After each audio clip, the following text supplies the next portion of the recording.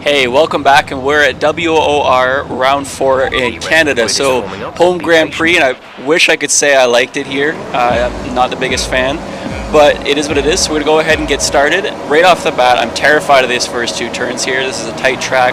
There's a really high possibility of some accidents here. You'll see some parts go flying, so we're not even going to hit the ERS, no extra power. Jaguar notices we're playing it safe, so he leaps up the right, and good move on his part. Take the inside, almost get pushed off, but not his fault. He had nowhere to go. He was being squeezed as well, but pushes us out wide and allows Michael through as well. And these guys are going to go ahead and they're going to battle out through this next chicane as well, which terrified me for a second. I thought I might hit one, so just backing out a little bit. But Jaguar makes it through, stays ahead, and goes ahead on to the rest of the race. Now, going through here, I'm going to be careful this entire lap. This whole lap concerns me. All these tight chicanes is very easy, so we're not going to punch it too hard.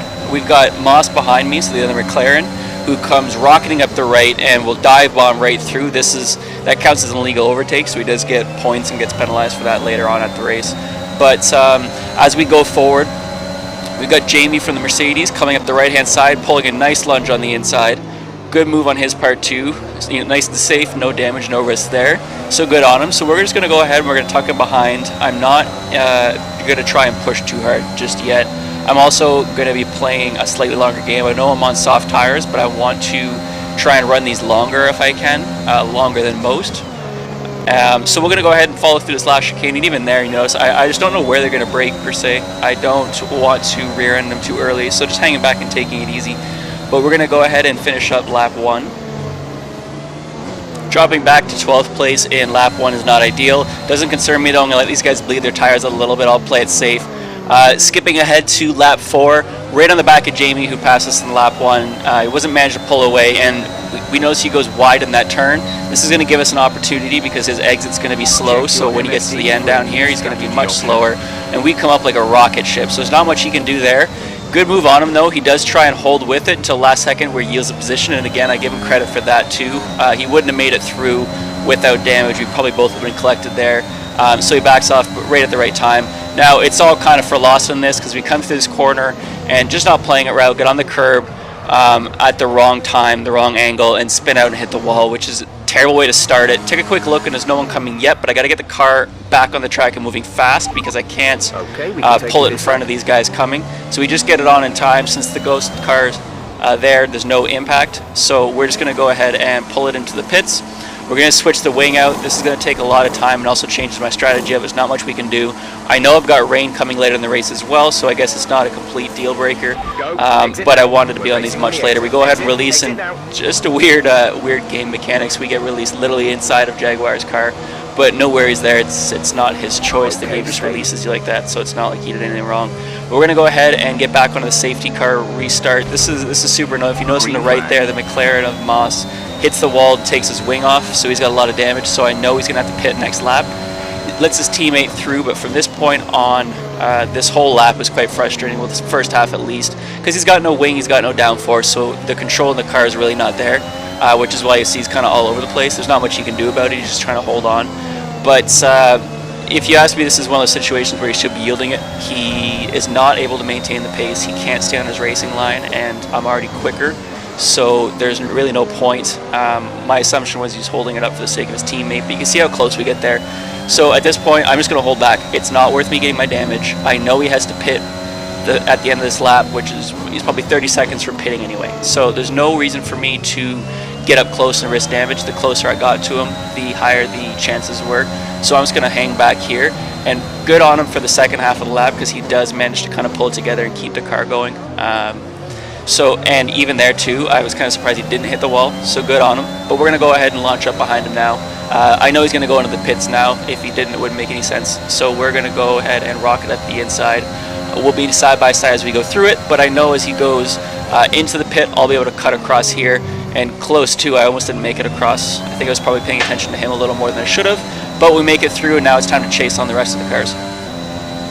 Skipping ahead to lap 10, we're in P11 right now, approaching Jamie, the Mercedes, and this is the same car that we had a bit of a duel with before, but as we come onto the straight here, he yields to the right, which good play to him, as you can tell by the times.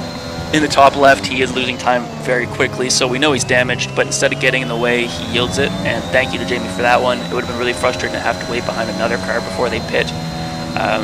So thank you to him. So as we go around to the final hairpin, right behind Paperstream, who's battling with Benjamin. I don't have any experience with Benjamin yet, but I know Paperstream's quick, so I'm going to try and catch up to him here. I don't want to get too close in case they get in an accident, but as they go through the final chicane here, don't quite see how it happens, but Benjamin ends up off the track, and as we go through the chicane, he re-enters, luckily, a ghost car. Tries to get out of the way by going left, but I went left to try and dodge him. Again, it's a ghost car, so it doesn't cause any issues. He apologized right after too. He didn't know where to go to try and get out of my way. But no harm, no foul there. It's all good. So as we come through and we finish that lap, Paperstream pulls to the left to yield the position as well. I assumed at first it's because of damage, but then I noticed really quickly it's a strategy call because he's keeping up with us. So what he's doing is he's letting us go ahead so we can use our power and he can save his ERS. The only thing I don't think he was counting on is that I'm running a much higher downforce than most of these guys are. So if you notice, we jumped to lap 13 and he's still within a second, and he stayed within a second the whole time. But as we come through here, he doesn't have the downforce to keep up with me in the turns.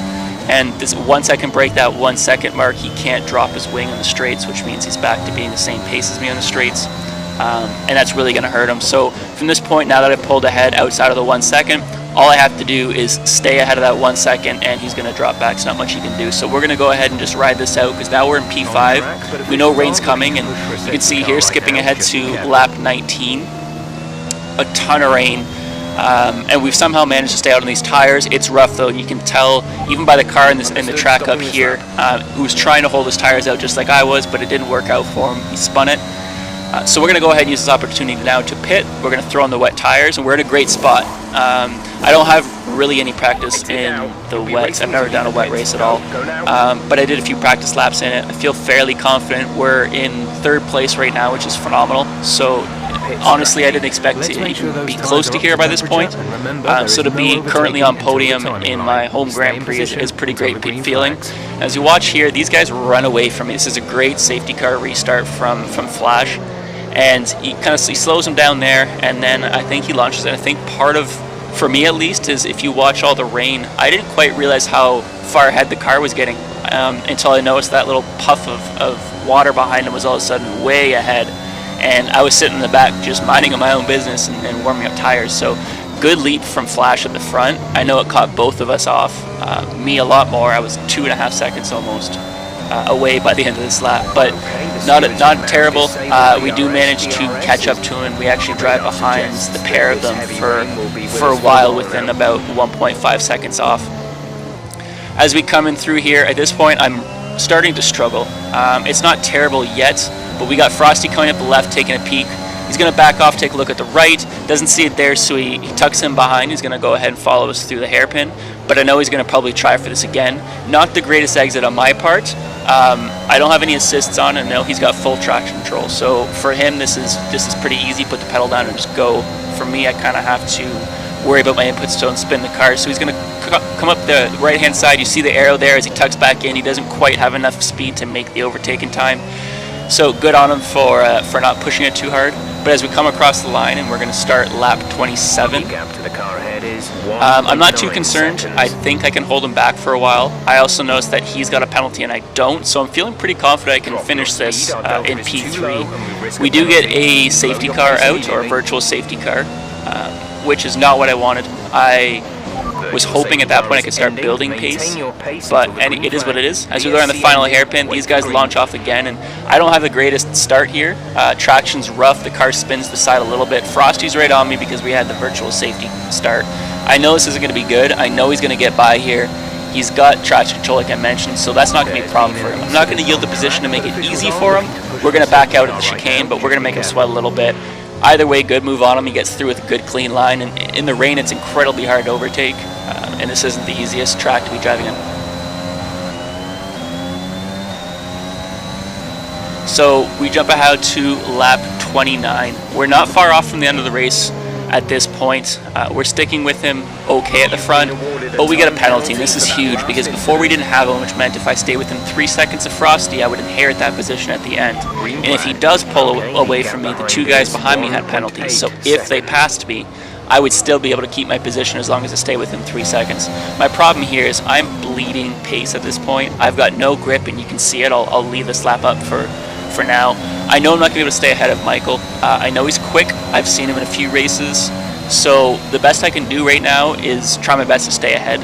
And at this point, I think my head kind of switches to team play because I'm losing it here. There's not much I can do to stay ahead, and I know he's going to pass me. He's got more than enough time. The only thing I can really do is stay ahead long enough that my teammate can catch him. That'll at least give him a chance to battle on afterwards, because at this point, even you see it there, bumping the wall, I'm losing it. The front end grip was terrible. The tires are probably wearing a little bit at this part, but there's so much rain on the track that the engineer, Jeff, is even telling me about hydroplaning, watch out for it. So it's really rough conditions. Takes a look up the right. He's going to take another look up the left. Doesn't quite see it, so he's going to hold off. The chicane will be a tough one to try and overtake through anyway, but we got an awful line through there, which allows my teammate to go up the left, which is fine with me. Now my first reaction was to block off the lane so he doesn't get followed through, but it opens up the right lane and Michael sees right through it, takes the spot, so good on him. I gotta back out there because I can't hit him. That wouldn't have been my line, so I can't force him off the track from it. So good move on both of them. At this point though, I'm done. I did spin a little off after, and this right here, my wheel loses all power. It's a glitch with the game. You lose all your force feedback, so all of a sudden it just becomes loose and just spins. So we have to reset it. And the first thing I do is check and see if I got any damage throughout that time. While you're gone, it's an AI driving for you at a lower level. And not a good one either. I lost 2 seconds to the car behind me just in that little break. But final lap of the race, Locker behind me has made a beautiful call. He's on full wets right now, and it's night and day difference. As you can see, I'm struggling even to keep it on the track, and he goes by like a rocket. So great call on his part. I believe he was gaining like 2 seconds a lap on me. So it's crazy how much the tire difference made. But yeah, nothing I could do to catch him. I'm honestly, for the last 5-6 laps, I felt like all it was damage control. Try to finish the race, try and lose as little spots as possible. I had no front end grip. You can watch it. This car is all over the place. Come across the line in 7th, which is great because it's my first points. I've got 6 points on the board now.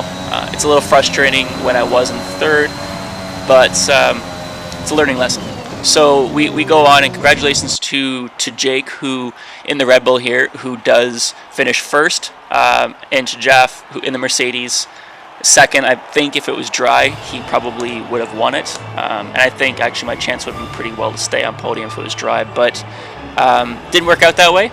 So we're going to go ahead and practice up for the next race, which is going to be in Austria. It's a track I like. It's one we've done a social race on so far, though, so I know it's going to be a little crazy. Last time we did it, I think 7 people finished. But there you go. You can see the final standings. We'll be back soon with the next race at Austria.